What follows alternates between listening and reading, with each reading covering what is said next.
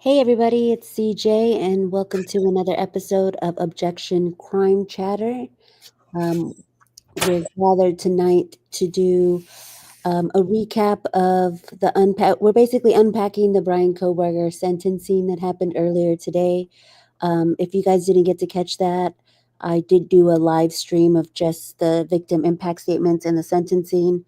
I don't have the press conference or the statements from the family or anything like that. But we are going to go over some of that tonight. But if you did want to go back and watch the victim statements and the actual sentencing hearing, it's on my channel. It's the last video called Sentencing Support. I was going to join some other live streams today for the hearing to, just kind of have a support system because, a lot of people who followed this, it was, a hard day for everybody. But I decided to just do a stream last minute. So, yeah, go check that out. Tonight, I have with me DFJ. Obviously, she's our Brian Kohberger expert here. Hello. How are you feeling, DFJ? Because I know I feel kind of exhausted. That was a lot to absorb, and even just putting the show together tonight, like to reabsorb it. Because I was like, I need a little break after that sentencing. It was so many mixed emotions, right? Yeah, I felt the same. And I mean, kudos to you for doing a live stream during it. I mean, there was parts I was so choked up, like I wouldn't have even been able to talk. And like, I just felt like there was so much to process from it. And I don't know. It definitely felt heavy. Like right before we started streaming, I went and I jumped in the pool. I was like, I just need some kind of like release, so I feel like, I can breathe again. And hopefully the families feel like they can breathe again. Yeah, that's how I felt too. It was like I was getting, super emotional, and it was when I read the Kaylee J Day to the viewers. I was telling, reading the flyer, I was like, I broke down because I just kept thinking like, dang, we're able to do that and she can't do that anymore, And so, Yeah. oh, hey Amy, shout out to Amy. Hey guys. Um, she helped me out today because I was like a little bit drained and I wanted to go through that press conference. I had already watched it and I wanted to clip some stuff for the show, but I didn't want to rewatch it to try and get it. And she volunteered to help. So shout out to Amy for helping me out and watching that crazy, crazy press conference. It was hard. It was a hard watch. That It was was a hard insane. That watch. was just off the wall. Like it just felt like what's the word? Juxtaposition of, Yeah. of what we had just seen, like with the families and the judge. I felt like I liked the judge a lot better today than I did the last time we saw him. Um, and then, that off the wall, like press conference, which we can get to that after, but, Yeah, it was just so crazy. So I think we're going to start with really quick just to get out of the way. We talk a lot about Brian Kohberger, and that's what we're going to be talking about for the next hour, hour and a half. But I wanted to remind everybody about the 4 victims. And so I have up here really quick. Hold on one second. Okay, here we go. Ethan Smiles Foundation. If I have it linked at the bottom, it's ethansmiles.com. This is the foundation that his family set up for him, in remembrance of him for scholarships and things like that. And so, if you'd like to support the family during this time, this is how we can do that. We also have the Made with Kindness Foundation. Here you see Maddie, Kaylee, and Zaina. And this is a foundation also that gives scholarships to students. So if you're able to donate to that, it's also going to be linked in the description, and you can see it in the banner throughout the stream tonight, because it's also about the victims, even though we do have to talk about the person who did it, because like Steve Gonzalez said, I think it's important, right? yeah. And I like what you posted earlier. to do something, do something kind for this person, Mhm. do something. Where would I don't know if you have that post, but Yeah, I didn't pull up the post on X, but I do have the windows for it. So Maddie May Day is a day on May 25th, which I believe is her birthday, to do an act of kindness. So for Maddie, we said today, honor Maddie. And, you guys can do it this week, this weekend. But this is the day that, is picked as May 25th. All of the days have already passed. So I just felt like this week we could do, something in remembrance of them. So for Maddie, it's to do an act of kindness. She loves spreading joy to everyone who knew her. And so on her birthday, the family invites you to carry on Maddie's legacy and do random acts of kindness. So I felt like it was, appropriate for today while we're going through all this to do an act of kindness. And then for Zaina, they have Zaina Palooza, which is July 5th every year. And it's a day to be silly and do something spontaneous. So this week, be silly and do something spontaneous for Zaina. There she is, living her best life, being spontaneous. So then we have Kaylee J Day. So it's do something that you love for Kaylee. And this is the one that I was reading on the live stream where I broke down because it said, like, go to lunch with a family friend, plan a vacation, cook a meal. And that's what I did today. I cooked some Italian food and I was able to share it with the family. And, it was, my act of kindness was to share it with others. And so the cooking was all three of them in one because I normally don't cook Italian food. So I was like, I was spontaneous. Um, Try a new hike, wake up early to watch the sunrise. And so when I was reading this, it really got me just looking at her picture that she's unable to do any of these things anymore. And it does, it gets me. And then obviously for Ethan, he doesn't have like a special day or anything. But for Ethan, he loves being out in nature. And I think I have, let you me said see. to do something that makes you smile. Yeah, something that makes you smile, go out in nature. He loved nature, or give someone flowers. I think we did those three. Um, And then Ethan's family was not there today. And I pulled up, I thought it was an X post. Yeah, so they wanted to go to the lake, which is a place that they've had good memories. So that's how they spent today. And I kind of just feel like, everyone processes things different. And I just feel like Ethan's family, this is just my opinion. I just think that their family this whole time has kind of just been like, they don't even want to face it. They just want it over and to move on. So Yeah, I agree. Um, oh, yeah, I need to do that. Okay. So, let me pull up the next one. Hold on one second. well, and I was just gonna say, like, for me, because these things can get like really sad and emotional. So like when I like post clips on X, like from today, like I'll post the things like where they're going at him, because it's just like I don't want like the ones that make you sad or cry, because there were definitely some like jerker moments. But it's also like I like the therapeutic ones, where especially, oh my gosh, Olivia was the star of the show today.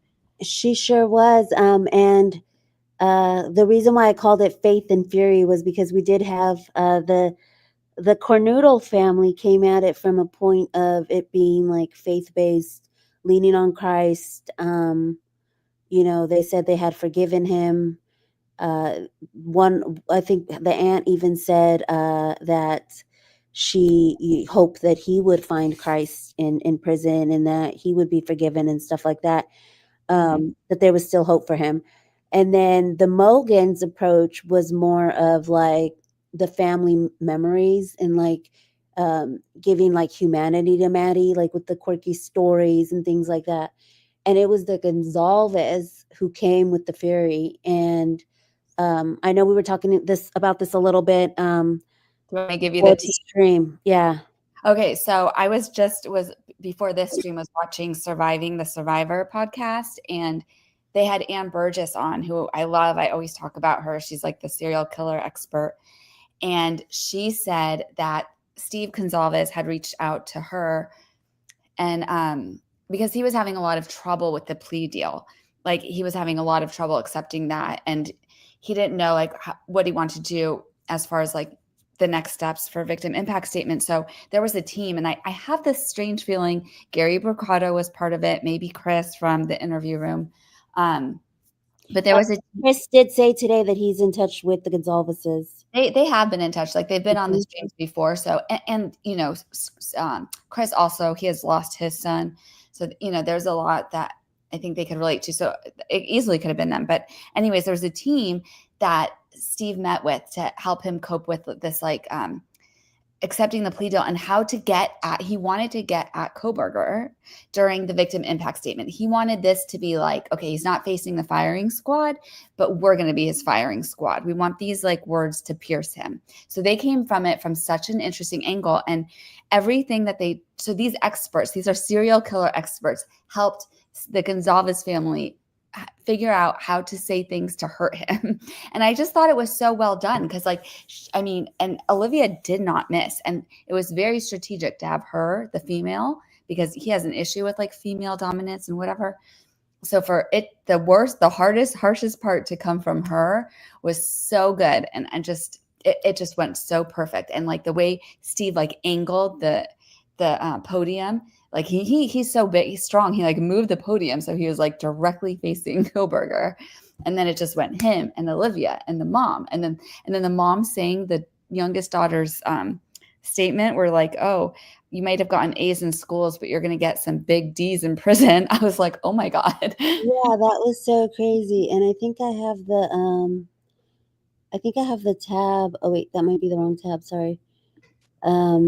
News Nation posted it into a quote for Olivia. It says, sit up straight when I talk to you. If you hadn't attacked them in their sleep in the middle of the night like a pedo, Kaylee would have kicked your effing ass. And that's how she ended it. Like, it was so crazy when she ended that, right?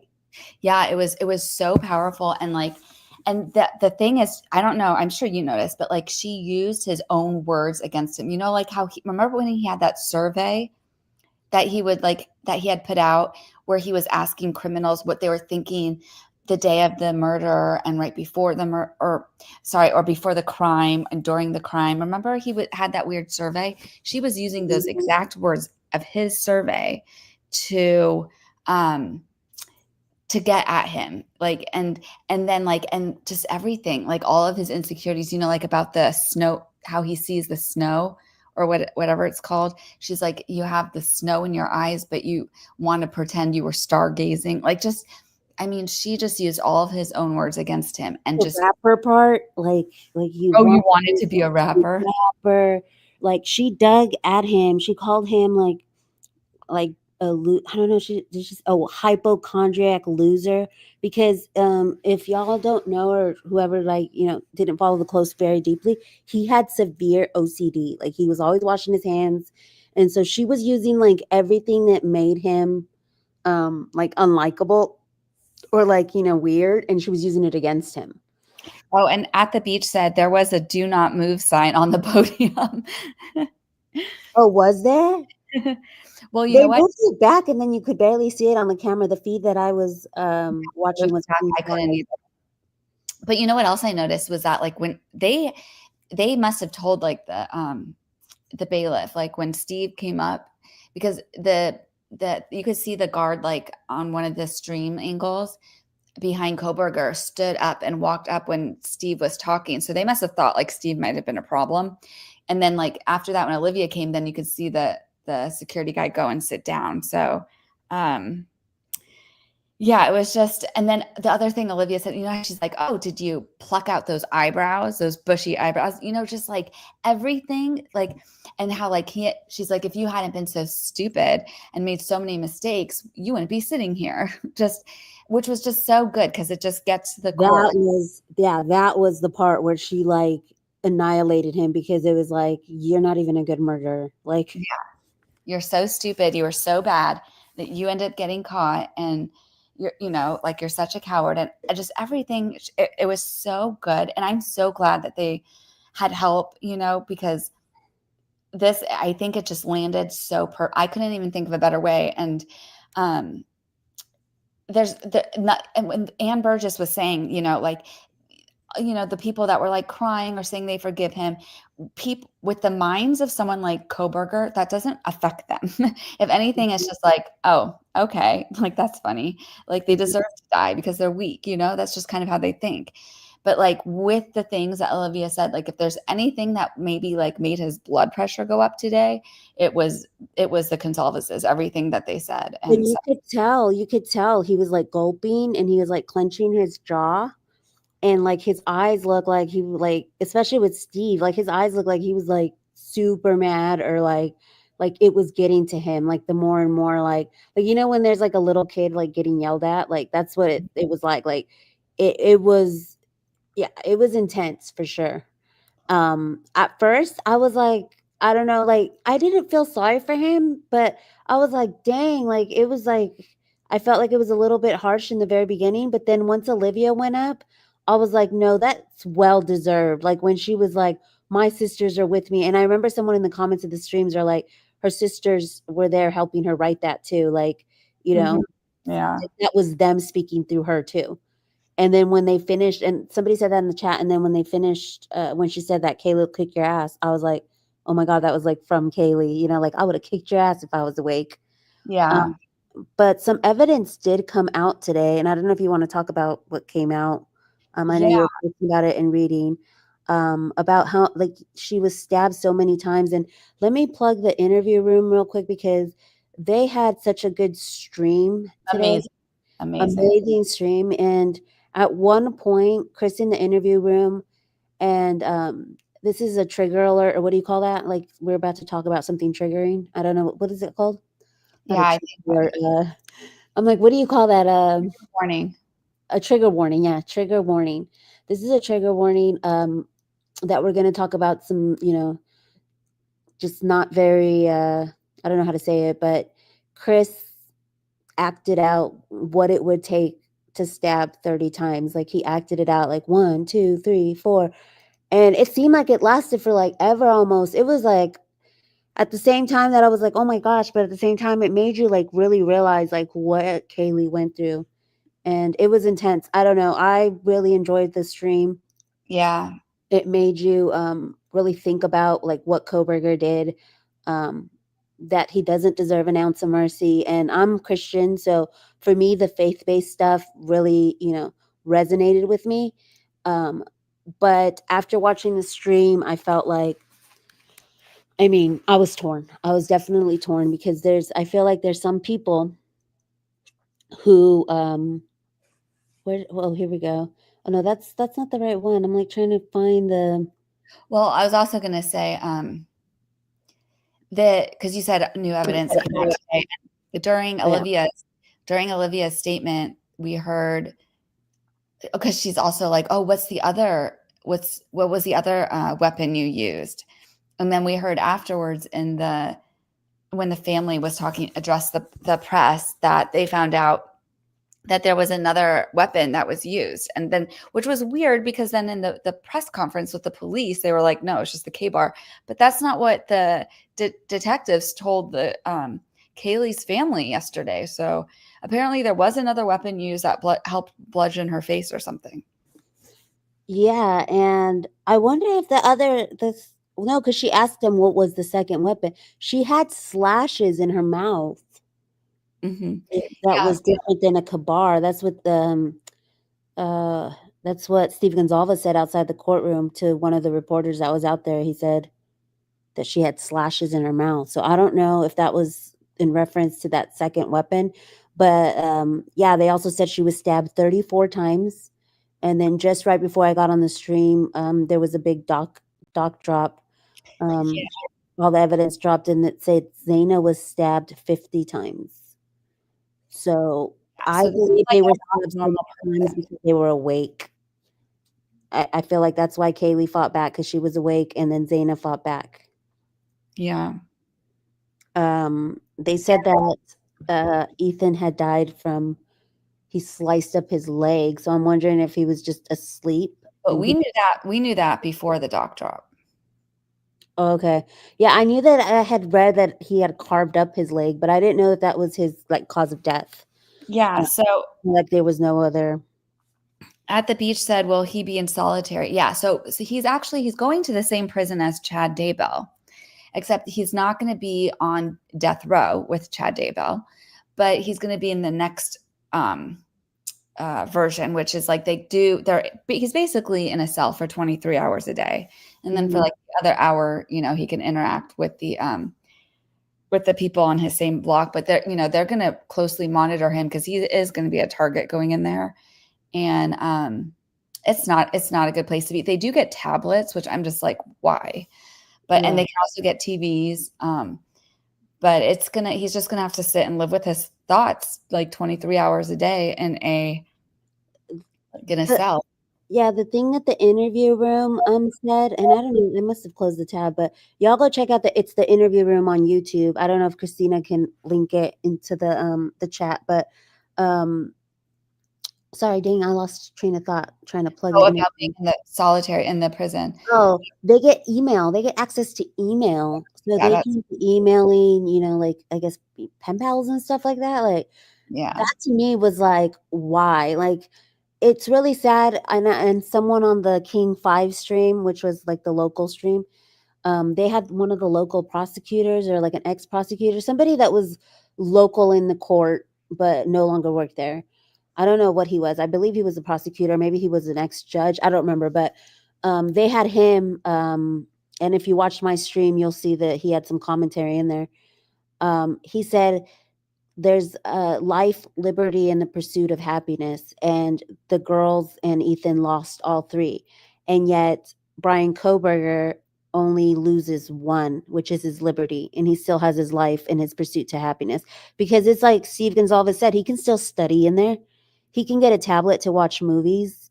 Like he can literally still live his life and find things that bring him happiness. And yet, I don't know, that to me, it just bothers me. Like, I don't understand why. Maybe it's like a mental thing. They have to keep them occupied. Otherwise, they'll like try and harm themselves or whatever. But I don't understand why the prisoners are able to have an iPad and, like be able to consume media.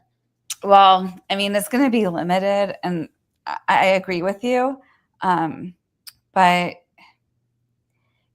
mean, it's a prison. It's not going to be like high speed internet or anything. I mean, you're like, he's going to be, he'll have to buffer. Girl, you make I know. I was like, maybe he'll have some dial up. I mean, I don't know. I'm just saying. And that's what Steve Goncalves says. Jail these days sounds like summer camp. Yeah, I mean, he does. It is gonna. He's gonna have a routine and whatnot. But let's not get it twisted. I mean, he's a target, and he's not gonna. He's gonna be looking over his back. He's not gonna be like even on death row, because like Chad Daybell is in the same prison and they're on death row. And death row, they get out of their cell for 6 hours a day at this particular prison. And they are allowed to sit and like play games with each other. And the death row people can interact with the other death row people. But he's not going to be on that. He's in a different, it's like the level B or whatever. And he's going to be in his cell 23 hours a day. And they're going to be watching him. So look who just showed up. Oh my God, I feel so special. Our very own Leanne Newton. She says dFckWJ. I always forget about the W, but I just call you DFJ because the W is still small on your username. I want to ask Leanne, do you ever sleep? I know, and I'm so lucky because it's 1 a.m. over there, and she's just being a little night owl like she does sometimes. Leanne, thank you so much for showing up. It means so much whenever you show up. That's so cool. Like my whole I just started smiling, cheesing. That's cool. It says, okay, so it's 2:25 a.m. Leanne says. Wow. Well, thanks for showing up to the stream. And I know Omar was streaming today, so sorry to Omar because I normally start an hour earlier, and I couldn't do it because I needed to like woosah. And I didn't know he was going to be streaming Kohberger tonight. So sorry to Omar. I try to go on before him and Lauren go on because I know they do night streams. Prison TikToks. Come on. I mean, he might be. And you know what? Like, that's the messed up part. That, he is going to, get perks. But like she said, is that being in a cell for 23 hours a day and then only outside 1 hour a day. Brian Enton, I'm like, I can't find all these windows because I had them all like, but Brian Enton had said that he visited that prison. They all went together. A bunch of the reporters did. Yeah. Yeah, and that they communicate between doors, like even the ones that are like in isolation, Hmm. with like using the strings of like beds or blankets. Like, Yeah. They call it fishing. yeah. And they would like go underneath the doors and stuff. Which I If was like, anyone communicates with BK, it'll be death threats. Like, don't worry, he's not gonna really have any like pen pals. I mean, in prison, definitely gonna have pen pals like from the outside, but um, no. And actually, Surviving the Survivor went on that same tour, and he said that it was so miserable when he went to go in there that he's like, I would rather face the firing squad than have to live like that for like the next however 50 years or whatever. So, anyways, this is the one the clip that you yeah. wanted me to play of Gary Brucado, Dr. Picasso. Gary Brucado, the other serial killer expert, and he has a good book. I think it's called like No or Understanding Evil or No Evil, and it goes through all the different. I mean, they have like a database now of serial killers and the different traits, and he does put BK toward sort of like as like a Bundy. Mhm. But I thought it was interesting because I know the thing with CJ, because you're such an empath and you have such like feelings for everyone. I think it's especially hard for you to understand that there are like evil people that you don't have to feel sorry for, like evil, truly evil people. And BK is one of those evil people, and he's never going to be remorseful for this ever. And that's what I had to learn today. Like, I think that was like a lot of the emotion where I was like, oh, well, like I kept leaning back and forth. And especially because not only am I an empath, but I'm also a Christian. And so I have to like struggle with all those feelings. And when the Gonzalves dad came out of the courtroom and was, a reporter was interviewing him, and he's like, I saw the devil in his eyes. I saw a Mhm. demon. Yeah. And that's when I like, took a step back and I was like, dang, like there are demons, in the world. And, like it really started to like set in the type of evil that he was, because I know we were in the chat on the stream where I was like, the way that he was moving, like I felt like, oh dang, his autism, like you could really tell, like he had these autistic tics. But then later I realized that he was trying to use his autism as a defense. And then And he now doesn't that these have prosecutors autism. are coming in, they're like, he's the smartest person I know, which you could have like, the Asperger's type of autism. But I He felt like didn't. he was just using that as like, like when somebody gets in trouble and then you're like, I'm sorry, this gets me so annoyed. He did not have autism until he was facing the death penalty. Okay. So I just, it's not, I would not mhm, even say it's autism. I think he was twitching or whatever because, his blood pressure was going up. Like they were like, Olivia and Steve and Christy, they got to him, but like I just hate it because I know so many like autistic people and this is not autism. He cannot use mental health as a shield for what he's evil. He's just pure evil. I mean, the emotions are high. I don't mind swearing. I don't know how YouTube takes care of that. You're the mod, Christina. I don't know. That's gonna be your call. I don't know if YouTube allows swearing, but emotions are high. I say it's fine. Kenny said I deleted my comment with the bad language. I didn't even see it. Yeah, I didn't see it either. She said sorry for the language. I mean, emotions are high, and this is why we're here for the channel for support. That's why I did the stream earlier today too. It was just like for that support. And I wanted to say something about the autism thing. That I was like, I don't understand how. Oh, the psychological thing. That's what I was going to say. At the press conference, they said that he was psychologically evaluated, but that's going to remain under seal. And I'm Yeah, like, because he's not autistic. He doesn't have Asperger's. He was I a just want that psychological evaluation and see what it says and what they found, or what, like, if he's, they even said, oh, he's not the serial killer type, and that's what set off the interview room when they oh, said that set them off. That set that them. was an insult to Dr. Gary Bricado because that's his expertise. It's basically saying that, I'm an expert at this and everything I've been saying for the last couple months is bullshit. And he's like, and it's not. And so that's why I was like, I want them to release the psychological profile so that we can see, is he a sociopath? Is he a psychopath? Because I learned the difference between both of them today, that psychopaths can feel emotion and sociopaths can't. Something like Yeah. Well, he's definitely a sociopath, I would say. There's no that. question. He has no I'm not emotion. diagnosing here, but Oh, well, I'm like, we've never seen him, but no, yes, it seems like he is. CJ swears.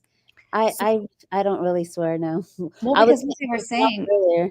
what they were saying was like they had, you know, when they went to interview him, I mean, they had access to the FBI behavioral analysis unit, so they could have easily utilized that unit to interview him. Because when you're dealing with like someone who does something this horrific, like a quadruple homicide, this is not a normal person. And what Dr. Brucata was saying was like, it was like if you had to go interview like someone who speaks Chinese, you're not going to go in there and try to speak broken English. You're going to get someone who speaks They Chinese. were talking about that. They were, because when he first got that first interview, they kept saying like, you dropped the ball, because when he was arrested in Pennsylvania, they're like, you guys dropped the ball. Y'all could have gotten way more out of him if the right person was talking to him. And we watch all these shows like Law and Order and like, you know, all like the SVU shows, and you watch how it's always like a certain person that goes in there, you know, they'll be like, oh no, you go do it, or no, you go do it, or whatever.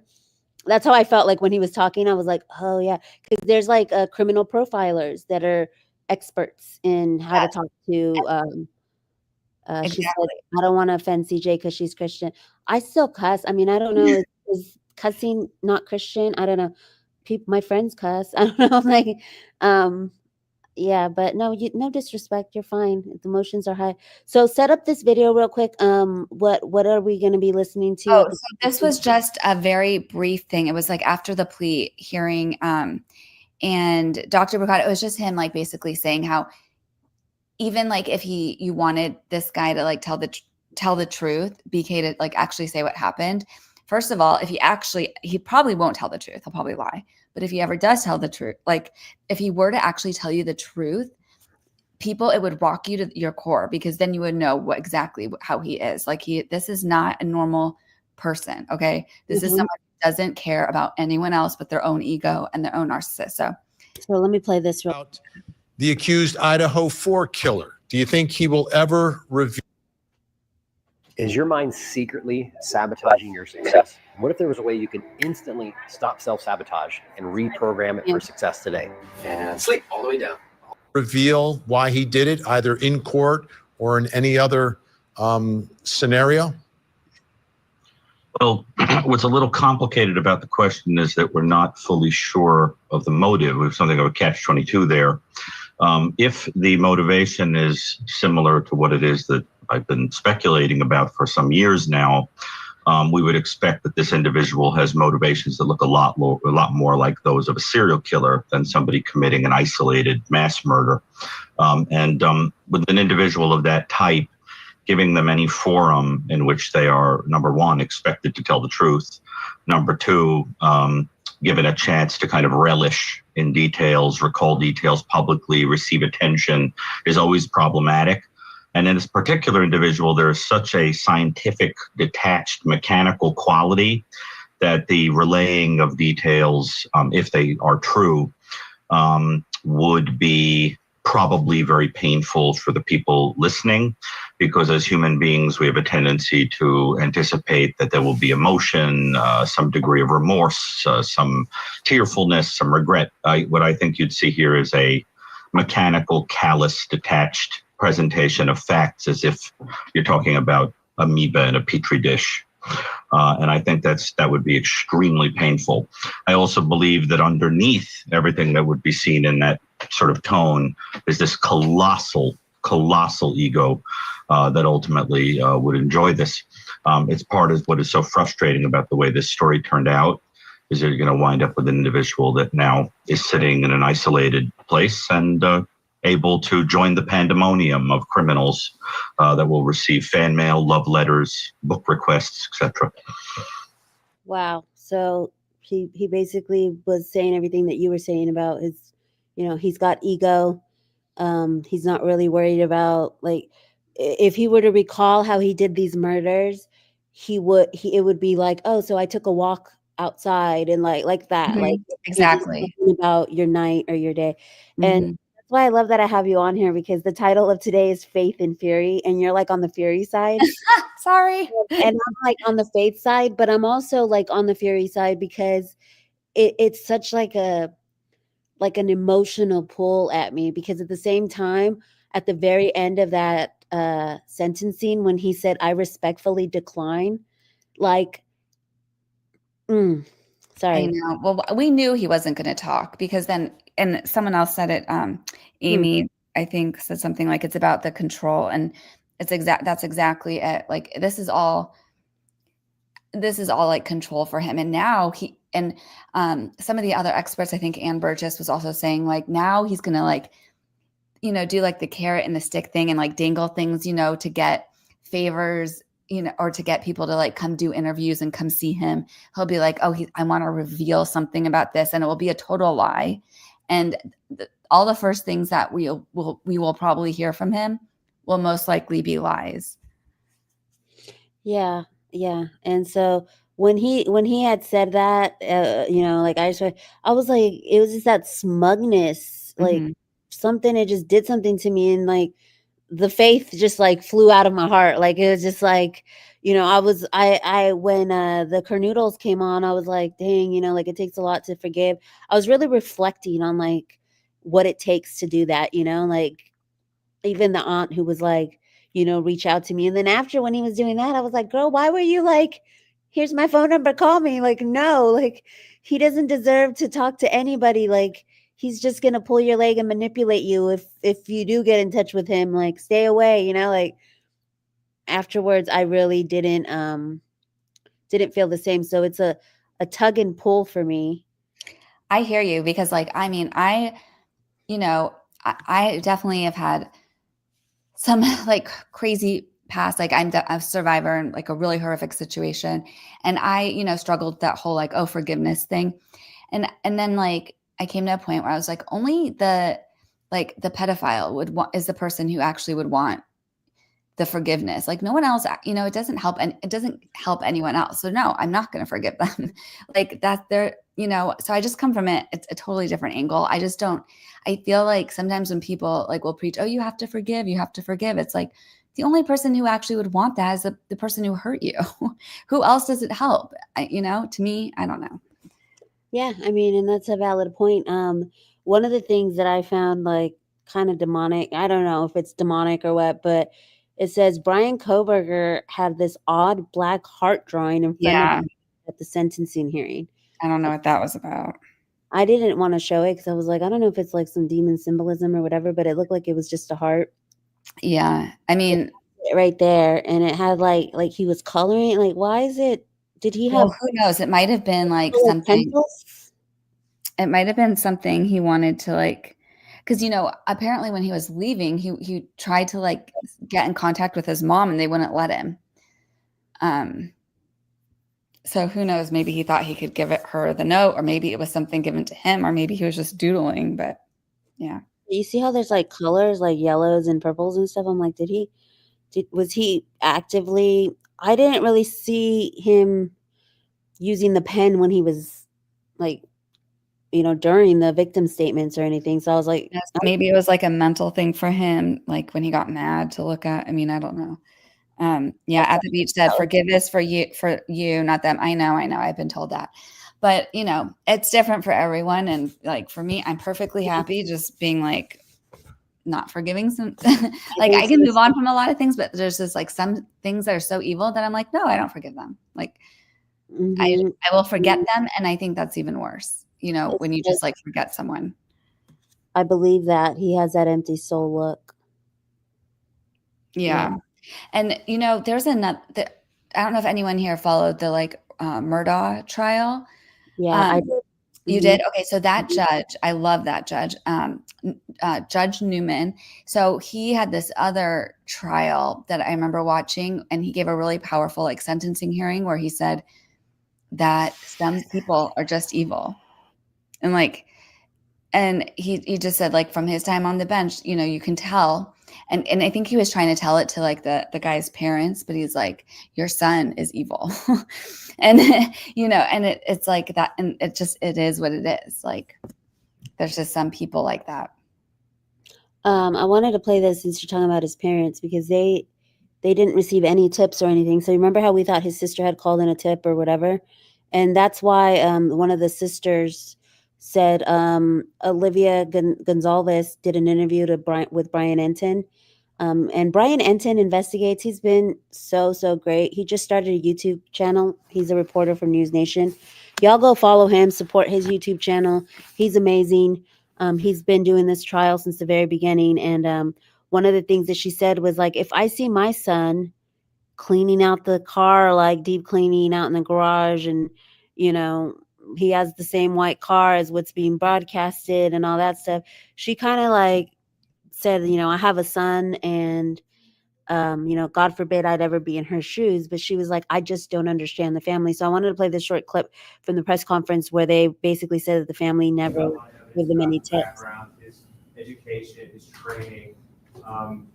You said earlier you couldn't identify the reason the house was targeted. We've looked for a link and we have not found one. Not one. Did I miss Yeah, through the entire investigation, I think that's something that we need, that you want, is to help to understand this and say, well, what's the connection? What was the link? And so we had every resource possible, and we worked that tirelessly, both from everything from his side. Maybe I had it at the wrong one. This is hurting my brain. Can we not watch the bad part? We have never to this date found they were so bad. They like, I just felt like Would be a decision because mark it at the wrong. trust us, we wanted that to be the case.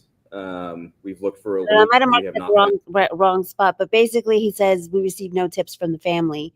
So the family didn't get no tips. And then I thought it was kind of like that his sister showed up in this like bright red dress. I'm sorry. I'm just, I don't know. That annoyed me. Well, apparently they were crying. The sister and the mom were crying. I mean, not like that matters, Like, but I mean, I'm sorry, but like, I don't know. This annoyed me. Like she showed up. I don't know why, but this just annoyed me. Like, I mean, what else was she supposed to wear? But I just felt like you're wearing this bright red dress and like all done up. Like, I don't know. Maybe, I mean, it's not her fault, but for some reason it just irked me. But yeah, there's it is a choice. It's definitely a choice.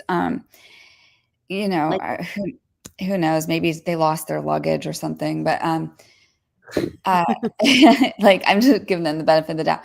I mean, apparently, yeah, the dad and the other sister didn't show up, but the mom and the sister did. And yeah, that press conference, God, I mean, don't worry. We don't even have to like go over it, but I think that was a good part that you did where they didn't give the family credit, because it was Olivia who found the white Elantra and they never gave her credit for it. And it, not like it matters, but it's just like, why everything just feels so not truthful from this press conference. It drove me nuts. Like I thought I was over it. And then you start playing it again. I was like, oh my God, these guys. No, yeah, it irked me so bad.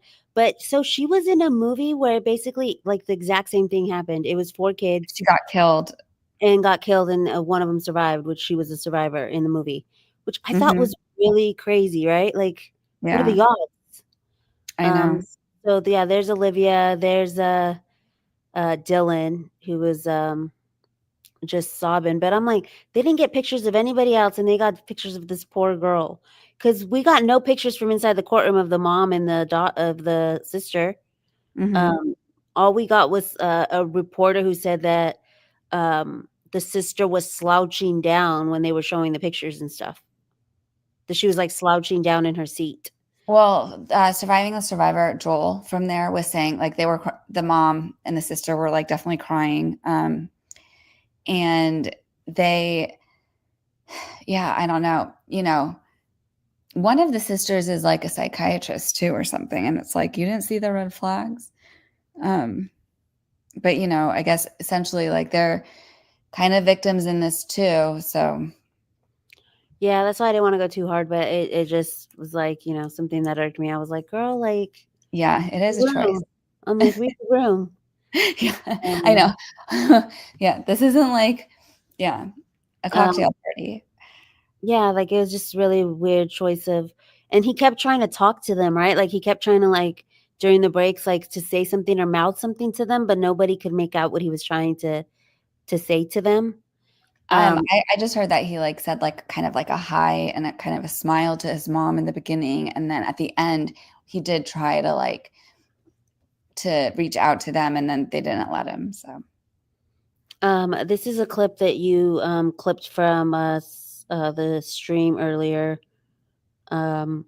What was Brian Kohberger's motive? Ego, perversion, yes. inadequacy, being a loser, fantasies. Sound. There's no sound. It doesn't have no sound. Okay, hold on. Or maybe it's just for me. Can you hear it? No. Oh, maybe I have to view it in StreamYard. Oh, it said it lost screen share audio. Okay, well, let me open it up in a new window then. For some reason, it lost screen share audio.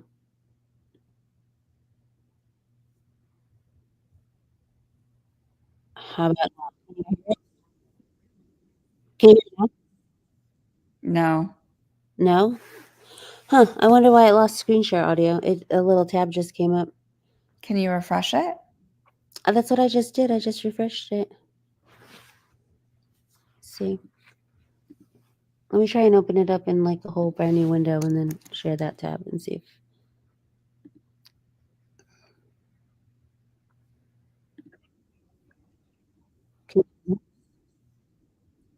Did you hear it now or no? No. That's so strange. I wonder if it's because it's from Twitter, but let me see. Let me try and play something else from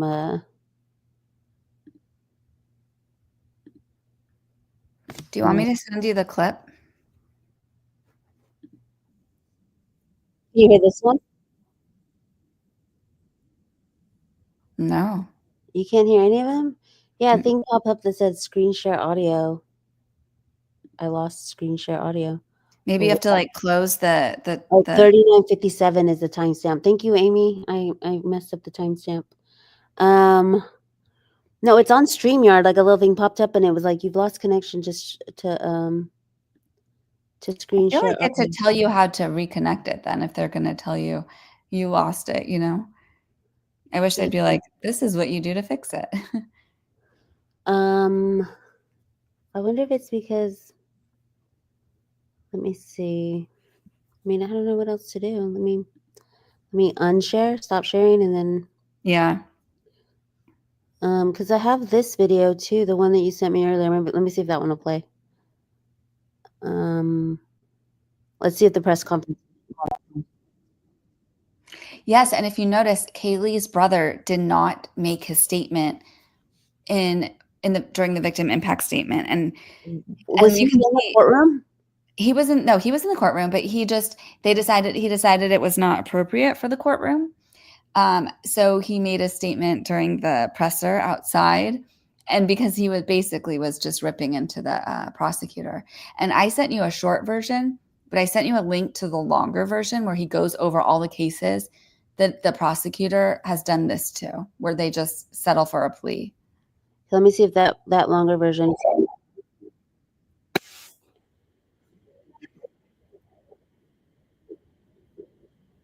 Let me see if you can hear it. Why do I always have technical difficulties? It sucks. But you know what was so funny? This exact same thing happened to the interview room. He was trying to play the video of the press conference. And do you remember when he couldn't get the sound?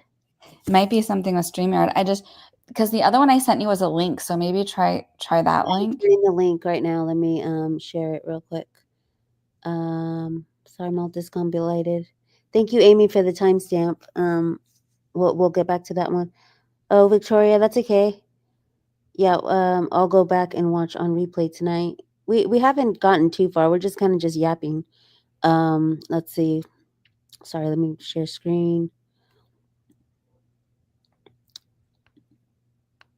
Okay. I was directing everything towards him. Yeah. His days of being protected are coming to an end. You know, from what I've been explained, he gets on a van today, and he's got like 11, 12-minute ride, and then he'll be it'll be the responsibility of Idaho State. Were you planning on turning the podium though, or did you do that? You know, I remember reading it saying, "Do not move." Oh, this is where he said it had this. So I was like, "Well, I'm moving this." I kind of made that decision right then and there. So, you know, I want to make it as difficult as possible. I knew my daughter was going to do a speech, and I'd heard it, and I was like, "He's going to hate this. He's going to hate this next set of people that are going to come forward and really rip into him and really expose him for what kind of a piece of trash he was."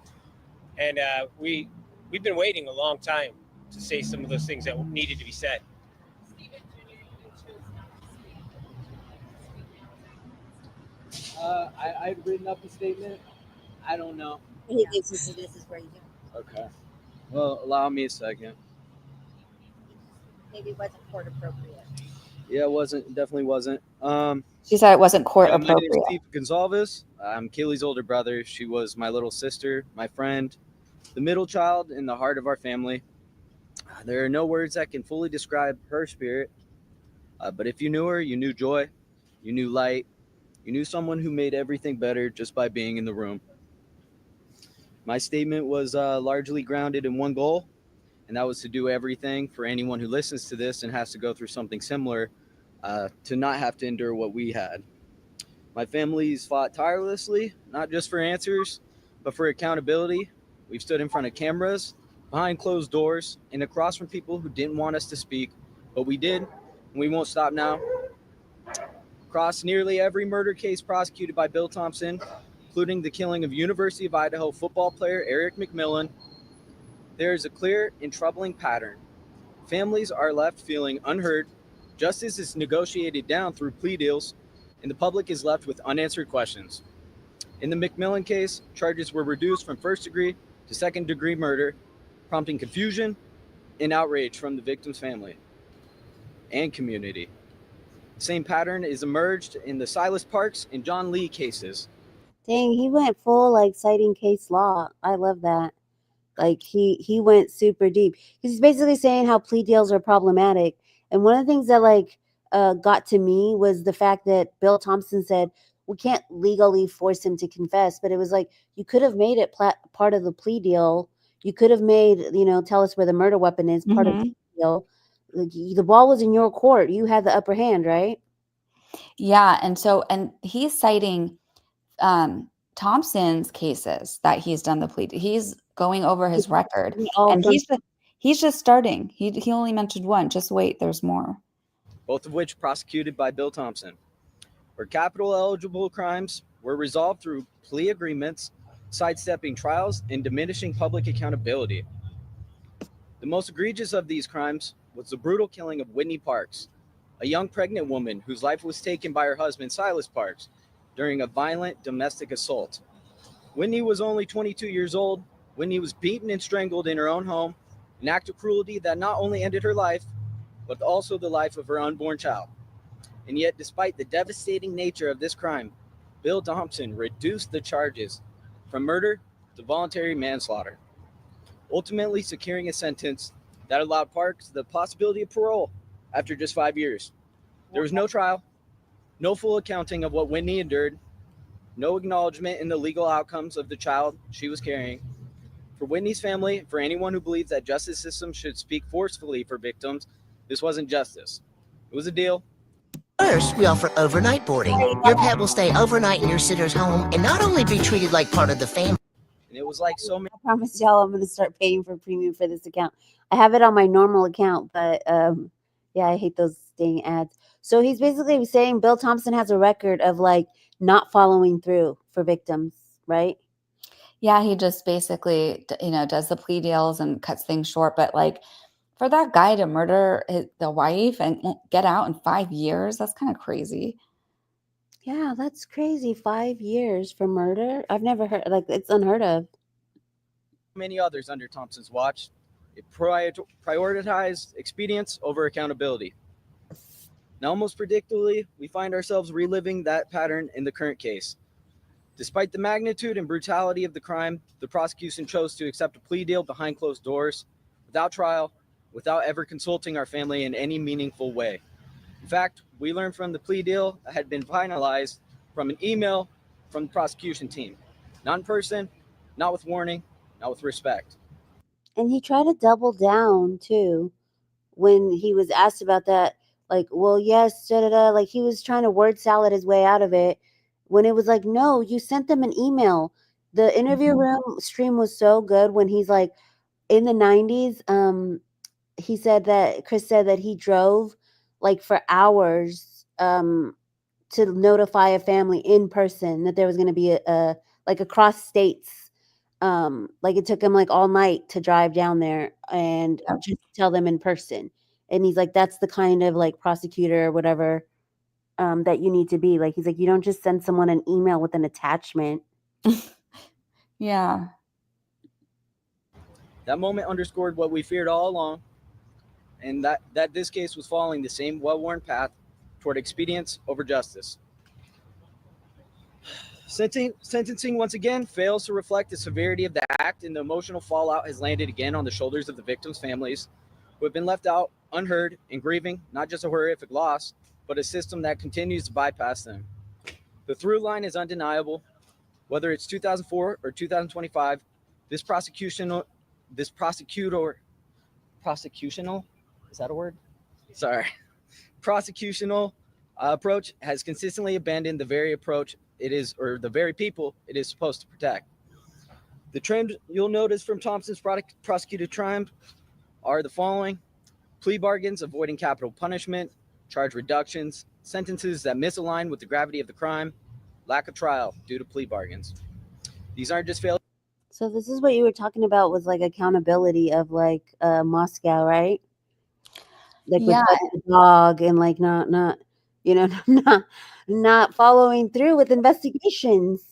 Yeah, I mean, it was just like, okay, they took the, you know, he would rather just like settle for a plea deal than have to like do the work, and I guess maybe spend the money on the trials or whatever. I don't know what the financial situation is, but it just, the whole thing is so strange. And what we saw with the press conference kind of made me understand maybe why they didn't do a trial, because I mean, it was so unprofessional. No one could answer a question to save their life. And this is after the fact. Like they've already finished everything. They've already won. Like it should be easy to answer simple questions in a press conference. And they were like word salading the whole time. Yeah, I wish that your clips would play.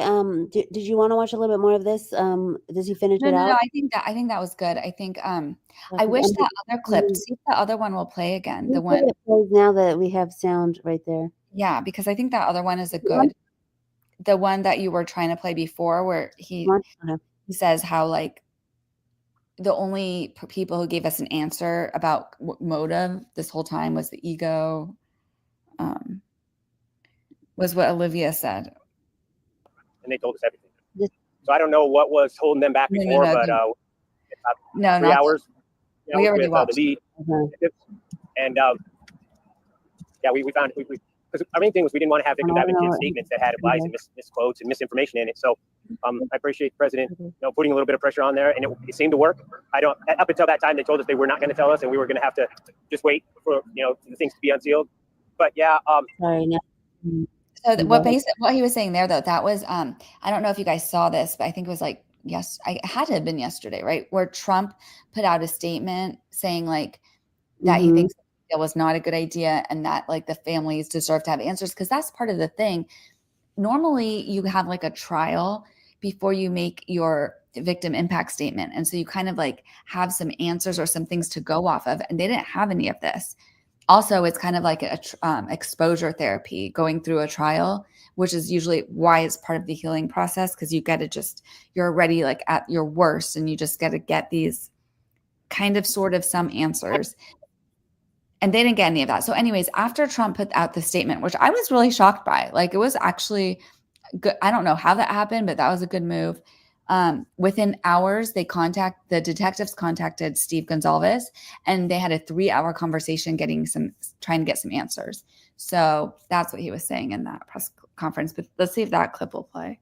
The second one? Okay, hold on. Yeah, no, no, not the second one. The one on the main screen. on the post. Oh, that this you're- one? Yeah. Oh, was that the one we were trying to play? I thought we were this one. We didn't play that one. There to help you.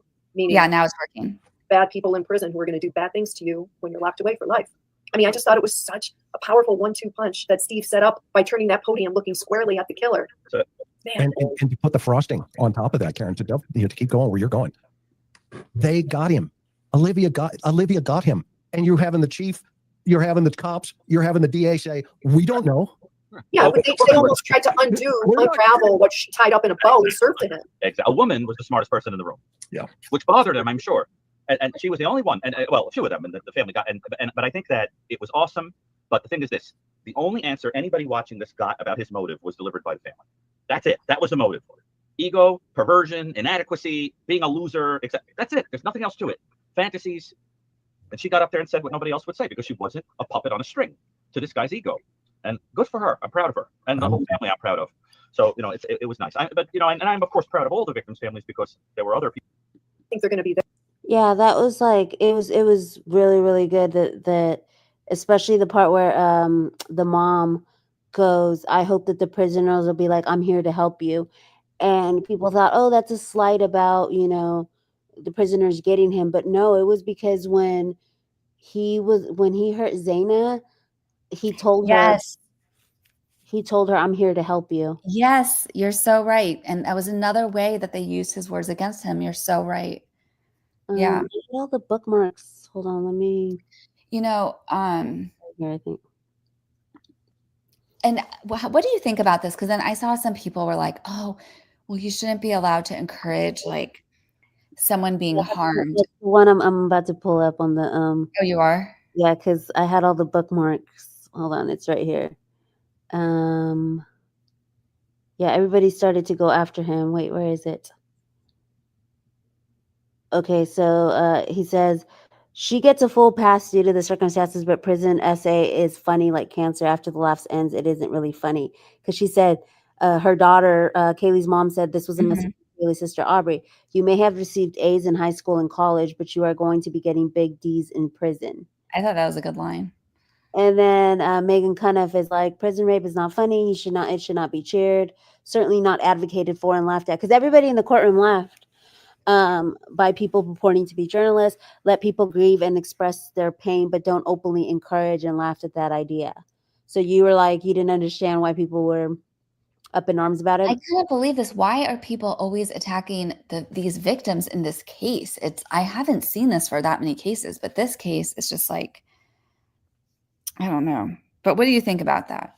Yeah, I think that I mean, he's just like it was like what they said in the interview room. It's like that's part of the punishment. Like Steve Goncalves had said, he doesn't get a firing squad, but we're gonna be the firing squad. Like it literally did feel like that when we were watching it. Like it was like shots fired. There goes another one. There goes another one, and you could feel it. Like I don't know. I just felt like.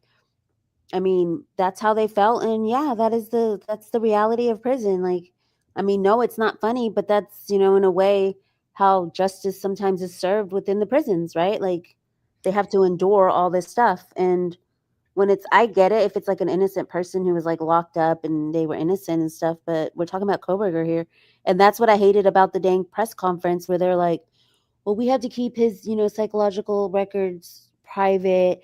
And like, I don't know why like they're giving him like such like we're going to redact this of his past, because they also said that they couldn't reveal any of his background. And remember me and you were like, we want his background known because we wanted to see if he was behind like the one thing we talked about the other night about the woman who was stabbed.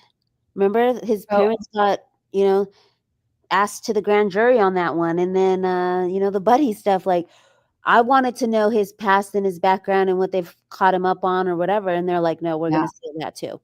Why? Yeah, I know. Well, today I downloaded all the documents from the website, and of course there's like a bunch of them and some of them seem like repeats, but I was going through them and just trying to search term like animal or dog. Cause I was like, I want to know if they ever tested with those other animal fibers and dog fiber hairs, if they ever matched. But of course they didn't test Kaylee's dog. So they can't even tell us what those hairs are from. So what I thought was weird was that Zaina called it, I mean, not Zaina, Bethany called it Maddie's dog. No, I know. I saw that too. And that happens. I'm telling you, I think these cops are not used to this kind of crime, because I think the reports, I'm putting that on the cops. I think that the cops put the wrong names.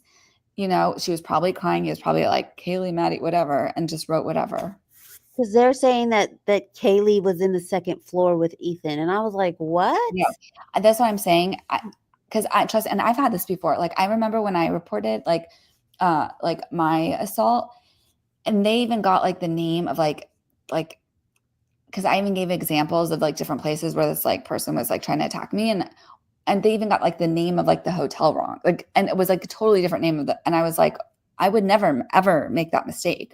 I know for a fact what I said, but you know, when these reports are taken by these officers, you know, they're not always paying attention. And I think the ones that showed up that day had no idea what they were in for. And like, because there's a lot of errors. And that's what I was saying before. I think that was one of the few reasons I could see why they didn't go to trials. Cause like, it's going to expose like all these mistakes that they made, I think. Mm-hmm.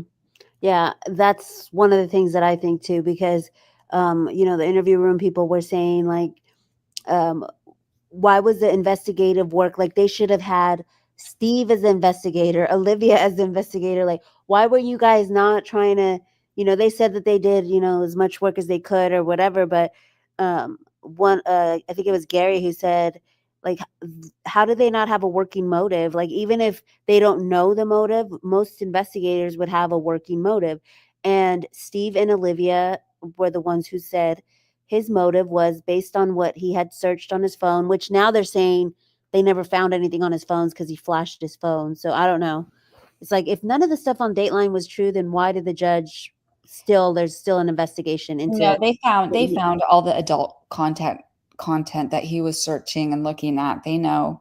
But that's not what the press conference said. They were like, we weren't able to download his phone because he flashed all his devices. No, the press conference was a disaster. I just don't. I don't know what that was, and I think that like hopefully there's a lot of people going through these documents, and I feel like there's going to be so much that's disproved from that press conference. I don't know.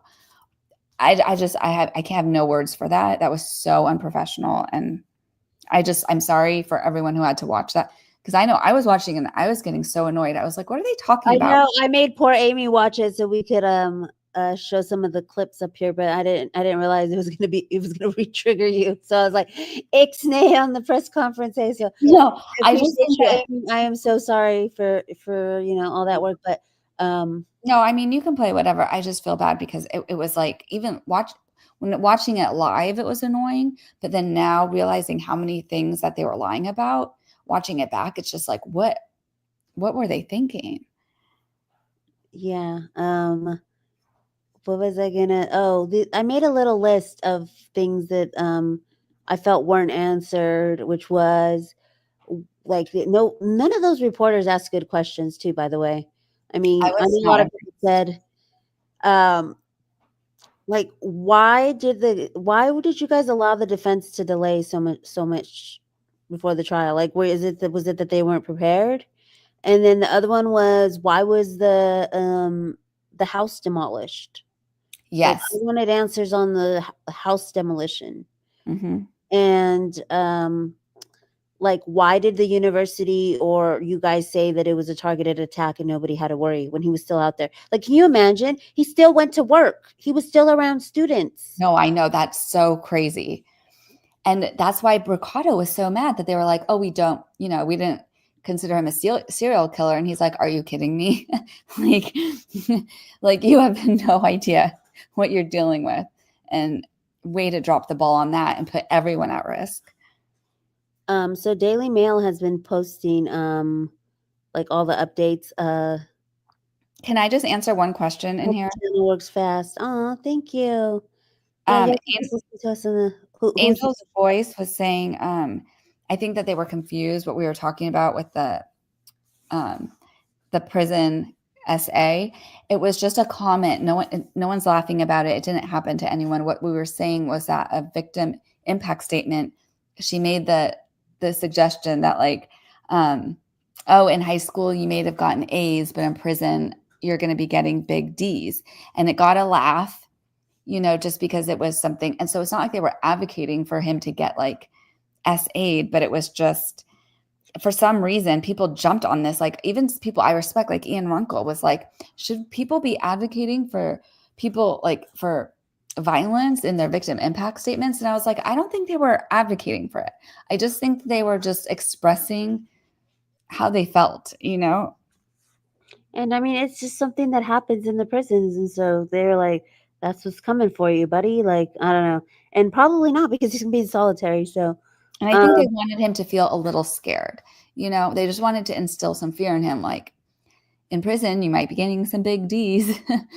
Yeah. I mean, I understand where Angel's coming from too, but that's why it was like, dividing people, because, I thought that it was like something that would hit him like more than, like it would hit him like, oh shit. Like, I mean, and it was snarky, but it's like, I don't know. And that's why a lot of people said it was okay for them to like say it, but it wasn't okay for us to laugh. But I don't know. Yeah, that was that whole thing felt so weird. It says sometimes I have to evil laugh to keep my soul from crying. Wait, what? Was it the bad guy that was graped? All I'm hearing prison grape and people laughing. Oh, Angel, sorry. It was so funny because on my stream this morning, were you there, DFJ? I think I came in for a little bit. At the very end, I was trying to read something about Blake Lively being compared to Amber Turd. It's like, you have to learn like when not to dig yourself deeper, because then you end up. And then the quote, I could not get it out. And then she was like, all I heard was CJ giggling, and then I just heard turd, because I couldn't get it out.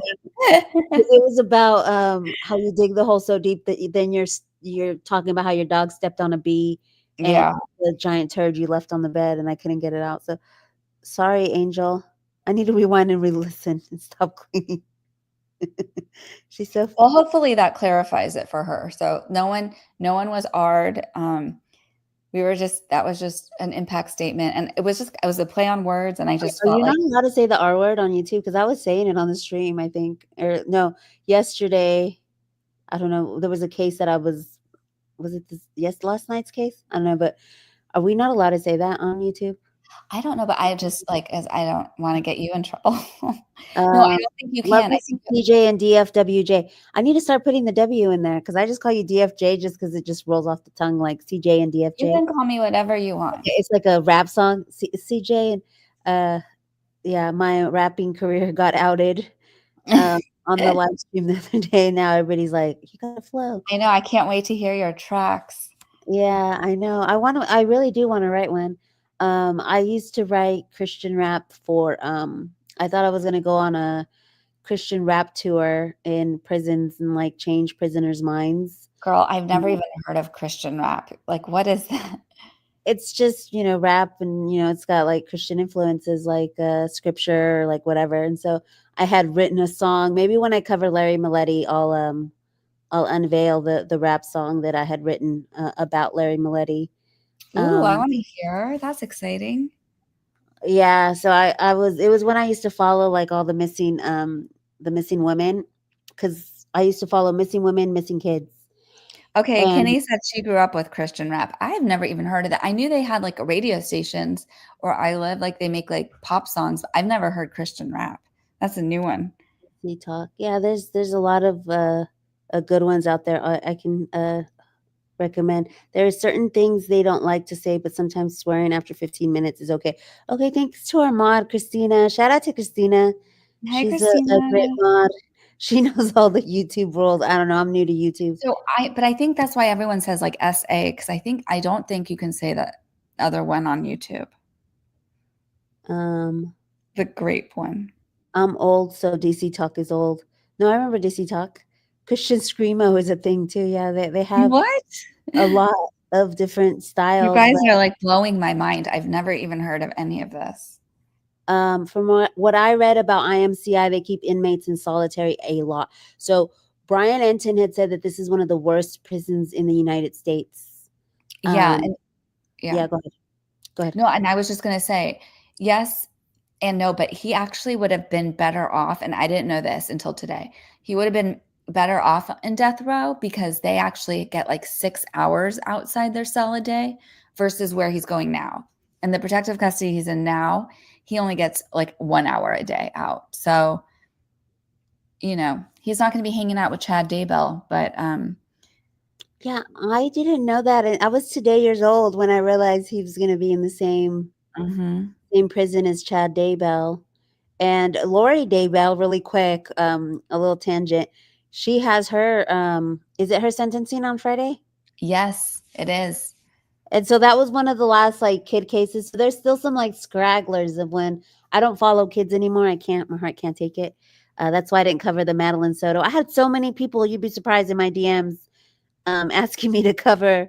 I asked you if you wanted to do it. Madeline Soto. And I was like, I thought about it because I was like, dang, if you know, there's people want me to cover it, I'll cover it. But then once I started to queue up little tabs and stuff and bookmark stuff, I was like, oh, I just can't. I couldn't stomach it. I was like, I'm sorry, I can't. But Lori Daybell was one of the ones because that was so strange how they found like the kids and stuff. Like that was straight out of a miracle. Missy asked, will that change with earned privileges? So for him, I don't think so because they can't risk him being around, like doing like work, whatever it's called, like work duty or whatever. They can't risk him being around other prisoners. I think he has to stay in protective, which means he pretty much has to stay in a cell like almost all day. And it's weird, like when they can sit outside, like outside their cell, they're still chained to like this like desk. So it's not pretty. Yeah, I said the 1 hour outside is in the cage. I was like, is that like a large cage? Like, is it just for them to walk around? Is that outdoors? Oh, well, it just means like, yeah, I think it's outdoors. Yeah. They can exercise and stretch their legs, run around. There's basketball. But are they with other prisoners in that 1 hour? Yeah.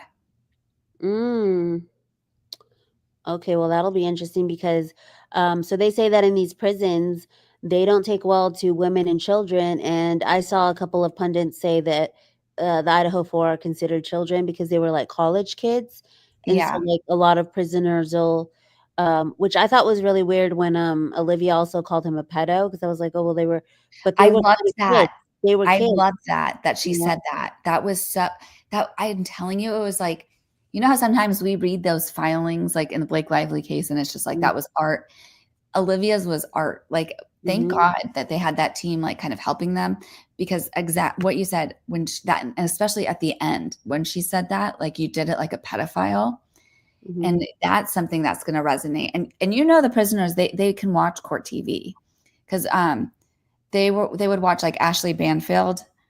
I don't know if you ever saw that clip where like they were watching her when she was reporting on a prison. Anyways, so they know how the families feel about this guy and he's going to be a big target. They can, when they go outside in those cages, there are some that are separated. So maybe they'll let him like be alone so no one gets him, but he's definitely going to be a target. Yeah. That's what I was thinking too. And I'm not like condoning like prison violence or anything, but it's just like, it is what it is, you know? It is what it is. Yeah. You know, I'm also not going to like defend him. Yeah. You know what I mean? Yeah. I mean, it's just when you're that evil and like prison justice and there is a thing, prison justice. And when they think that you're not, you don't even pass the bar for like prison justice, like that's evil. And so you kind of like dug your own grave. And why did they say like, we don't know what jail he's going to be in? Was that just like, who said that? In the press conference, they were like, we don't know what jail he'll end up in. And I'm like, you know, perfectly he's going to this one. But I think there was something like that his lawyers like filed something where they want to transfer him to Pennsylvania so he'll be closer to his mother. And it's like, I'm sorry, like all these 4 mothers are never going to be close to their child again. So I don't think he should get that privilege. I'm reading someone who said that this is on X, sorry, that the second weapon was the Kabar handle. Huh, that's interesting. That could have been the second weapon, the Kabar handle. But they're I don't saying her know. face was unrecognizable. I'm like, holy crap. I don't think it was just I think that there must have been something else. And like what the other like serial killer experts were saying was like they think it likely was something like that bludgeoned her, like for the face. I always thought it was his fist, but no, he has weak looking arms and weak looking fists. Could he have been using something from the bedroom or something? Yeah, I think so. And so did you see the other thing that I posted today when I was going through the documents that were dropped?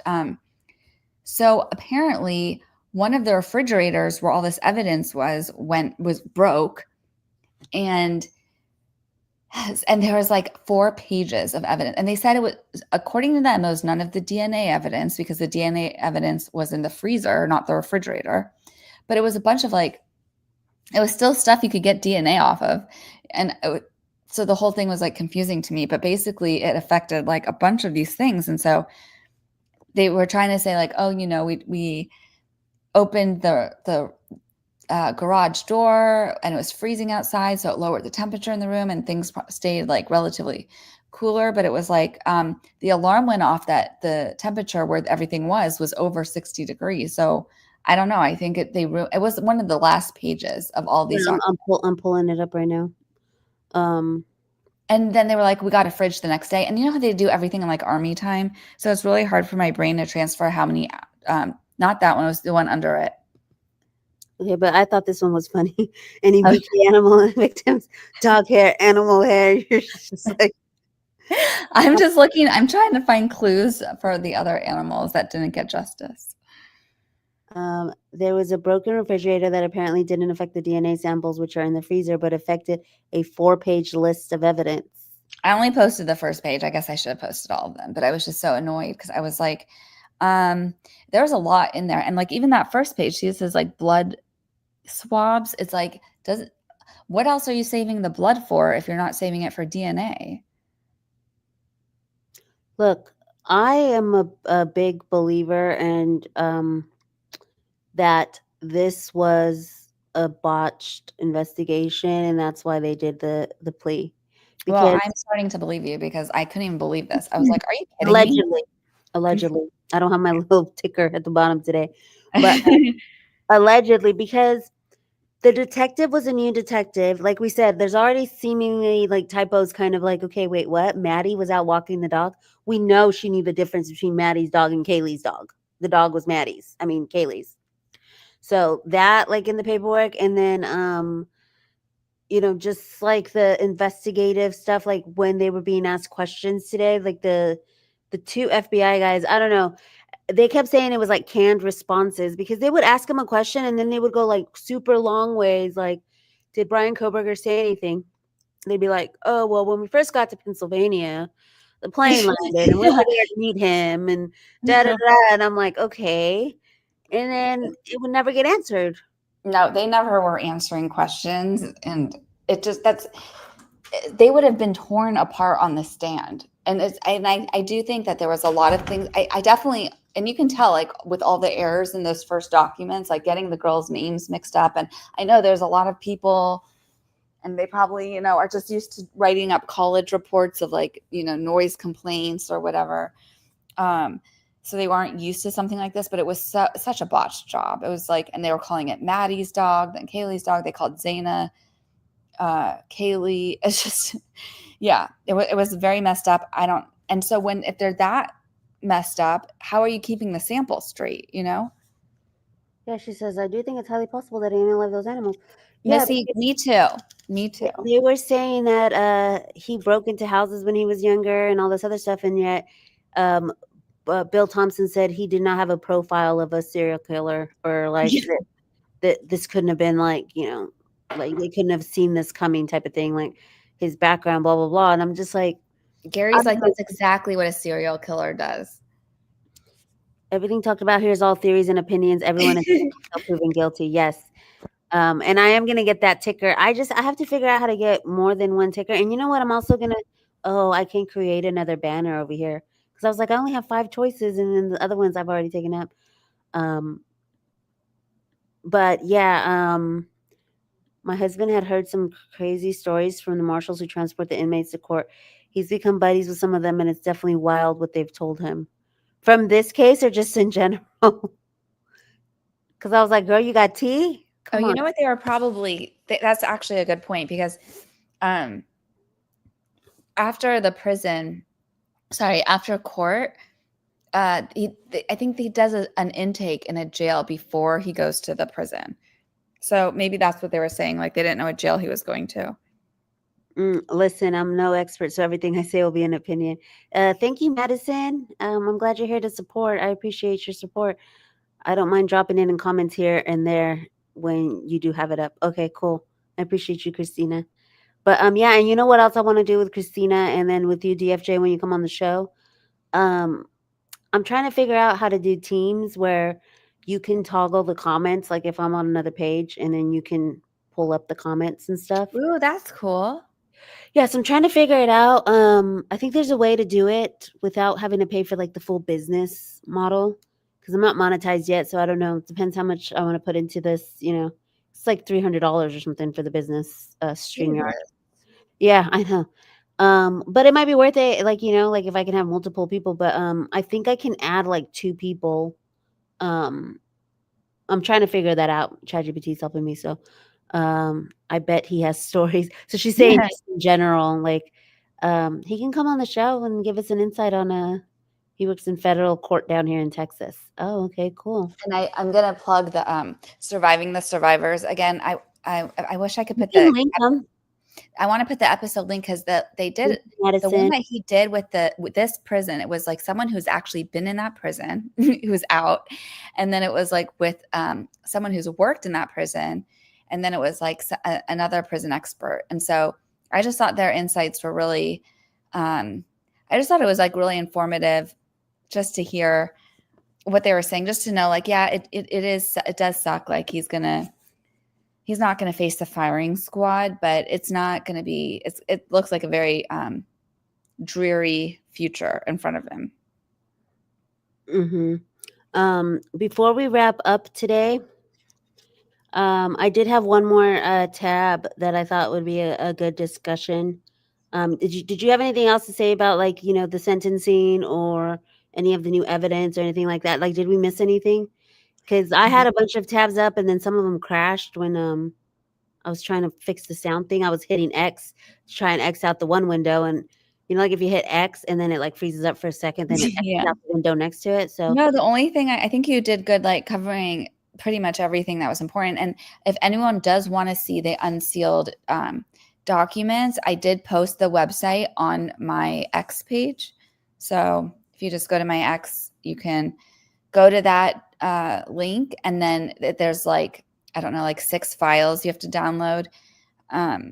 And honestly, I don't think we're going to get anything that new because they're probably sealed a bunch of things and things that like, CJ wants to see, like the profile, we're not going to see. So who knows if anything actually relevant is going to come out. But and thank you so much to Amy, who's, volunteered to help me with some of the shows, which, somebody left me a comment the other day, like, I don't know how you do it because I'm doing the morning show and then the night show. And then it was a comment on one of my YouTube videos. They're like, I'm just consuming the content. Like, how are you creating this content? Because it takes a long time. And also, DFJ, thank you so much for all your help. I know that, you clipped some of those clips that weren't playing for whatever reason. But, and, you're always helping me set up the show. So I appreciate that because, it's always fun to do it like collab style. And yes, there's DFJ. Thanks for plugging her X there. I wanted to end it because this is something that I was just thinking about. I saw this article a couple days ago and I saved it. I bookmarked it for today. And then with Kohberger's sister being in that movie, this was an article. It says, I know what you did last summer. Author was not happy about movies sensationalized violence after his real life daughter's murder. And so it made me start to think about whether like, horror movies like this, because this movie, I know what you did last summer, or the book that became a movie, was also about 4 kids who got slashed up. You have, the Scream. After Idaho 4, I was a big fan of the Scream franchise, like super, super big fan of the Scream franchise. I loved all of them. Like I couldn't wait for and like, it didn't hit the same after after Idaho 4. It just didn't. Because then it was like too real, like, oh, that really happened. Whereas before it was like, I don't know, it was just a movie, you know? So this one says, several years earlier, my own teenage daughter, Kate, had been chased down in her car and shot to death, and I had seen right in front of my eyes what real violence is. To have people screaming and laughing about it did not go down well. While she was not happy with the movie, she was admittedly happy with the fact that the book had been made into a movie. But just the way that it was portrayed so violently onto the screen. And then, there you see a still shot from the movie. So does anybody want to chime in on the chat, or DFJ, do you want to chime in on what you think about that? I don't know. I mean, I'm probably really messed up because I used to always really like scary movies. But also because I like to like learn about these things, and even like a tragedy like Idaho 4, some basic things like people can learn. And like you were even telling me the other day, like now you always check all your doors before you go to sleep and making sure to lock your doors. I know, like, I mean, I have 3 different security cameras like around my, like 3 different brands of cameras in case like one goes out or one doesn't work. Like I'm that paranoid, just, and it's a good deterrent. Like something else I heard was like, leave a men's pair of boots outside your front door is another good like deterrent. So it looks like someone tough is living, there. And I don't know, there's just like these tips you can pick up from things like this. So, I mean, I don't think that Brian Kohberger, he seems like such a wimp. I don't even think he's the type of guy who could sit through a scary movie, I don't know.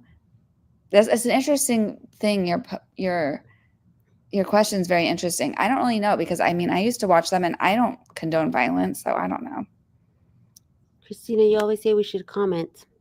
Yes, comment. Let us know what y'all think. Y'all think movies depicting this type of, slasher films, to be specific, do y'all think slasher films condone this type of behavior, like plant ideas or whatever? Because, I mean, for him, I think that it was something that happened early on, and I started to dig into, like, I don't know, I don't want to like victim blame his parents or whatever, but a sociopath is someone who's made. It's not like he was just born that way, like, because that's a psychopath, I believe. But I don't know, I just felt like, why didn't his parents like take hold of him or something? Like, I don't know, I felt like Well, I do you mean, remember that his mom wrote that like the editorial thing about like making sure Ted Bundy didn't get the death penalty? Like, talk about creepy, like full circle. And he was like researching all these serial killers. So that's why everybody's so mad, because they're like, now he's gonna go down in infamy, quote unquote, with these book deals and these, things. Like, look at Ted Bundy. He had a whole show, and then people were fangirling over him. People who didn't know the story from back then, it wasn't that real. Like the Gen Z crowd. Do you remember that? For what? Ted Bundy, when they made that Oh, movie. yeah. And wasn't it Zac Efron who played him? Or am I I don't tripping? remember. I'm pretty sure it was Zac Efron who played him. And then everybody was fangirling over like, oh, he's so hot, whatever, in the movie. And it was like he was literally a serial killer. I used to love scary movies until I became a mom. Yeah, I don't watch horror as much anymore as I used to, but it's also because I got really into like real true crime. And ever since then, it was like it doesn't. I went to go watch the FNAF movie. I don't know if y'all know that, Five Nights at Freddy. It had one of like my favorite actors from when I was younger. And it was about kids and kids being kidnapped. And I was like, oh man, like I can't watch this. Like, I don't know, it just hits different kids and women. I think it's the same argument as a video game make people violent. I think it can always support ideations, but I think they have all that in their heads prior. That's what DFJ is saying to any movies or books. Psychological thrillers for me, not good with slashers. I'm kind of the same. I think, yeah, I like the psychological thrillers, and honestly, I mean, and also like it's kind of also why I follow true crime. It's like I want to understand these scary things, and I want to know how we can like protect ourselves and our loved ones and learn. I mean, every trial I learned something. Like there was the God, I just forgot I just forgot what one it was, but one I was watching recently where the girl had been lying about how like the kid had went outside and they realized she was lying because the ADT, it tracked every time the door opens and closes, and it tracks it in the app. Leilani Simon. Yes, it was that one. Leilani Simon, dude. Leilani Simon. I did so much. So what I used to do was like true crime philanthropy, which was basically like help families like financially, like, you know, fundraise, show them how to fundraise, also contribute financially and stuff. And remember the Leilani Simon where Betty Bullhorn Betty was out there and all that Oh my stuff? God, Like, yes. I gave so much to like, you know, do the little memorial outside for him and everything that they put together for Halloween. Yeah, that case was crazy. Well, and remember, so in that case, she was saying how like her, like what he was, you know, a 3-year-old, I think, right? Wasn't he 3 or 4? Yeah. And how he had like walked outside the door. And then I didn't even know, and I have ADT, and I didn't know that like in the app you can track every time a door opens and closes. And like mine will announce sometimes, like, you know, like side door open, front door open. But I didn't know it was tracking it, like clocking it in the app. And so from that case, I learned that I could go into the app, and I found that's where you can see all that. Like you can see every time like the window opens or the, so it's just kind of interesting, something I didn't even realize or think about. Yeah, and it does. It can teach you like we were talking about where I'm like I check my doors, and that's why, you know, that I always say like it always touches me in a way where like I do like still think about Idaho 4, like even, you know, it's been years and stuff, but even then, like when I'm locking my doors, I think about them, you know, like dang, like so I'm still gonna think about them when people are like, oh, you know, people can move on. I think every time I go lock my doors, I'm gonna think about those 4 kids and how unfortunate that was. And I honestly don't think even if the door was locked, because today when the evidence came out, they said there was a screen removed on one of the windows. So he may have been trying to get in through a window and, you know. Well, he had definitely been stalking the house for a while, so maybe he did have other plans, but it seems like maybe he saw there was like a habit of like not locking that one door, that slider or whatever that he went into. So yeah, that Leilani Simon case was so horrible because they were digging in the dumps. But it was one of the best prosecutors. Like that guy was so good, so thorough, so calm, but so good. And like the fact that she just kept going and going and going, like it was just it really Amy saying I'm intrigued by human behavior. That Leilani Simon trial and just, you know, the whole thing was, you know, a masterclass in human behavior because you got to see like the duper's delight and like just I don't know, it was crazy how she gave the interview and everything and she's like innocent and like to the very end it was, you know, bordering on a Casey Anthony where like, you know, it was like she believed it herself. You know what I mean? It was so crazy. I've always been an avid door locker. My parents were probably so annoyed. So I tend to be interested in different subjects that can be considered different. Yeah, and I love that that DFJ always makes me think outside of the box with the psychology of she's always sending me Dr. Gary Friscato. What's his last name? Yeah, Brucato. Because I mean, did you ever see the show Mindhunters? No, I never remember you asked me that. And I'm on Netflix. It's just, I thought that was a really interesting show. And because it was based off Ann Burgess, and through Ann Burgess is how I learned about Dr. Gary Brucato. And they're just like, they're like the two, like most, you know, like renowned, like serial killer experts that we have in this country. And they're just, you learn every time they talk. I feel like I learned so much, and I need to read or listen to his book. Yeah, I'm gonna have to get his book on Kindle or something and check it out because it is intriguing. One of the things that I was like, where is Vicky Ward? Because the stuff that was in her book allegedly didn't happen.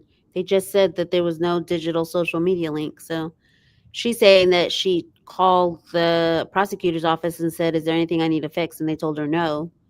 So I don't know. The whole Vicky Ward thing is pretty crazy to me.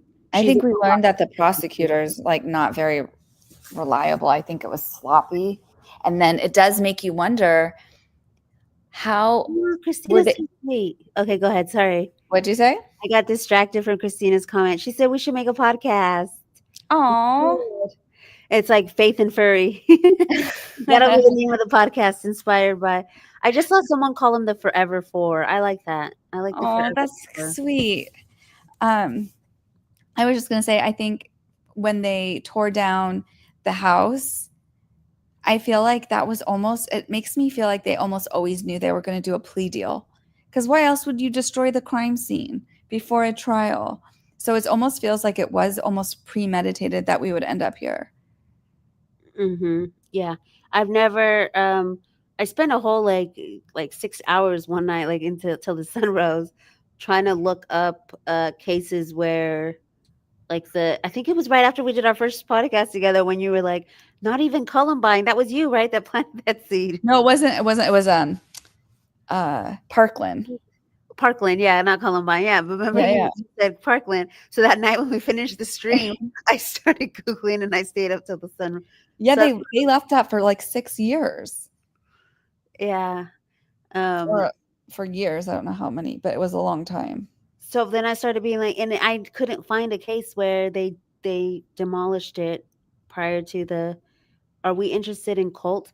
I did kind of sort of get into Colonel Kurtz had done the NVIXM cult thing.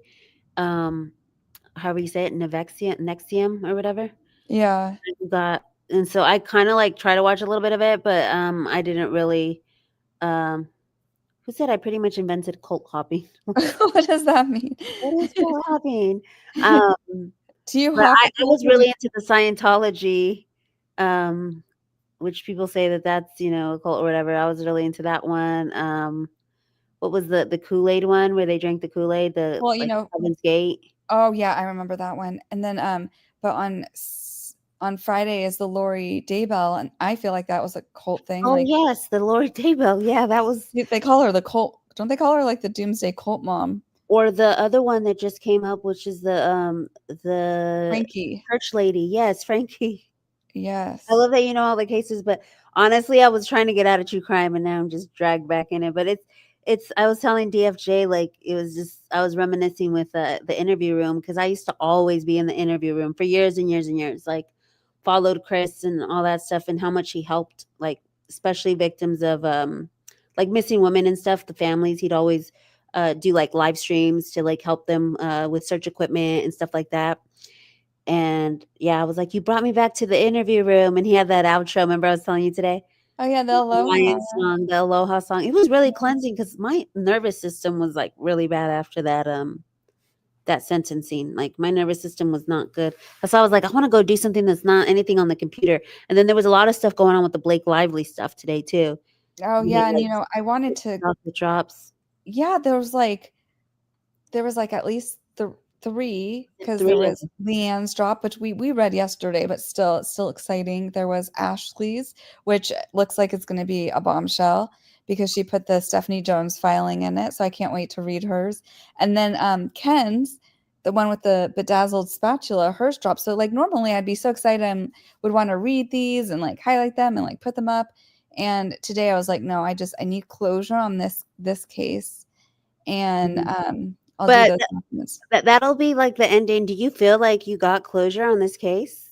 Because I still feel like I had told myself that interview with Olivia on Brian Enton. You guys should go check that interview out. It's really, really good. It's like an hour long, but on 2x speed. You can watch it.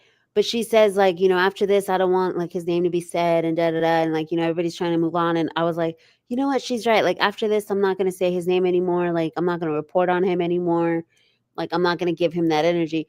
But today when, they were like trying to gatekeep stuff, I'm like, no, like the web sleuth in me wants to keep digging. Like, I don't think I'm going to let it go. At least not until I read everything that comes out and what's missing. And then maybe I'll finally just, be tired out enough to be like, okay, I guess I'll just let it go. But I just feel like they deserve full justice. And if they don't get it through the court legal system, then maybe the web sleuths can help. And I'm not talking about like conspiracy theories or whatever. I'm talking about respectful like sleuthing and trying to figure out, what the heck happened. I don't know. What about you? I don't think that they're gonna unseal the things that would help us, but maybe So are you thinking you're done with Kohberger? Are you shutting that book? Well, I'm gonna still look. I'm gonna just still search. I have to finish searching through the rest of the documents for anything related to the animals. You're never letting justice for Betty go. Yeah, justice for Betty. I'm not ready to totally let that go yet. So I'm still.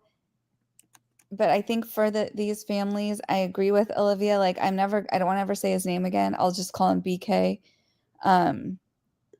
But you know, he's gonna die in prison.